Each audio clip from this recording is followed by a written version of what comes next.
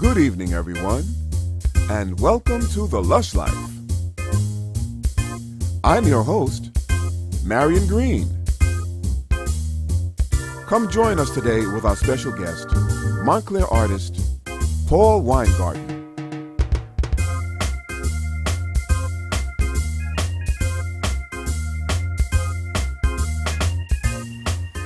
Hi, Marion. Hi, Paul. How are you? Thank you for coming here. And welcome to the Lush Life, and thank you for inviting us to your beautiful home. Thank you. I've been admiring this artwork in your home for quite some time until not realizing that it was you who created this work. Can you tell us something about yourself as an artist? What would you like to know? Well, what kind of art do you perform? Do you create? Well, clearly I'm a painter, Yes. and I do the best I can. Mm-hmm. My belief is that art is a continuum, it's a tradition, Mm-hmm. and it's always been about one thing. It's a conduit of experience and emotion that can be transferred from one human being to another.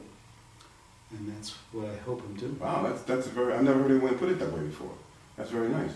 How long have you been painting? I've been painting pretty much for quite a long time, since I left high school. Okay. And how did you get involved in painting? What started you? What kick-started you? I was closed out of a class in high school that I thought would be good for college, and it led me into an art class. Uh-huh. And I was very fortunate because I was in a very good school, Okay.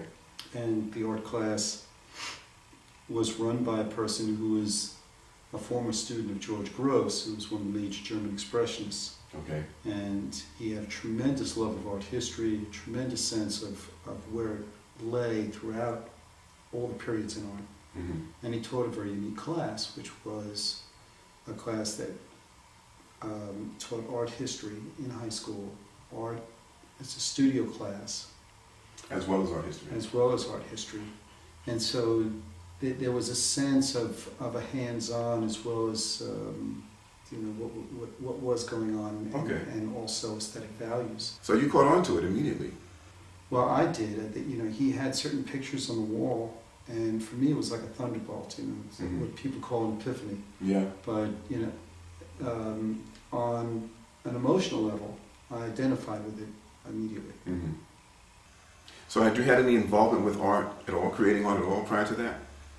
I come from a Jewish working class family. There's no art. I take that as a no. Yeah. That's a no. Yeah. How about drawing? Did you draw as a kid? Very little. There was, when I was in grade school, whatever they did, I did, Mm-hmm. and it seemed as though I was good at it, based on comparing what I did compared to what other kids did. Okay. But I wasn't. No bells went off. Nothing. Yeah. So that's interesting. You actually did not set out to be an artist, and I've interviewed a few artists, and quite often I hear them say that they were involved in it from day one, or their grandfather painted, or such and such, which is sort of what you'd expect. But you're telling me that you had an idea that you could draw, but you didn't really care about it.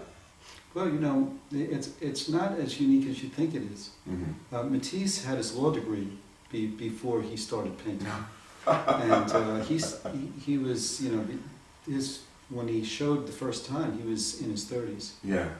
Same with Kandinsky. He had a law degree. Mm-hmm. Cézanne had studied law before he studied painting. Hmm. It's more typical, it seems to me, that as I've studied art history, that parents by and large resist their children moving into the arts, at least in the 19th century and thereafter. Before that, it was very much like guilds and things like that. So there were certain traditions that painters fit into. But most parents want their children to be self-sufficient. They want them to be doctors or lawyers or at least out of the house on their own. Yeah. Yeah. Do you work in any other types of art? Do you sculpt or? Well, I've done other things, but really, you know, all the arts are different languages, Mm-hmm. and they all speak and sing of the same things. Yeah. So it's Absolutely. Well, that's why I asked, because that is true. And some people express themselves in different ways, and others don't. It's not really a big thing, but do you have a favorite medium to paint in? I mean, I'm looking at your paintings now, and you have a certain style that I can tell right away that this is your work. Every painting of yours I look at, I can see it's yours. We'll be looking at some others during the show as well. So, Well, I've always found that a curious question. It seems like the question that comes up more often than any other. mm-hmm. And I've always wondered why. I mean, I always think of Renoir when he said, you know, I could do a great etching with a plate and one rusty nail. You know, that you know, what you do it with is somewhat superfluous. Mm-hmm. I mean, of course, you know, if all talent were equal, it's better to have a Stradivarius than you know, a violin. Absolutely. Made, you know, Absolutely. you know, Yeah. commonly made violin. But having said that, it's really what you bring to it, Mm-hmm. rather than, you know, what it brings to Okay. you. And that also is interesting, because I know some people would answer that, and they say that they do feel more comfortable or more inspired when working with some material, or in some form than others. Well, there's, you know, when drawing is very immediate, Yeah, absolutely. and oil painting allows for a greater development. Okay. And watercolors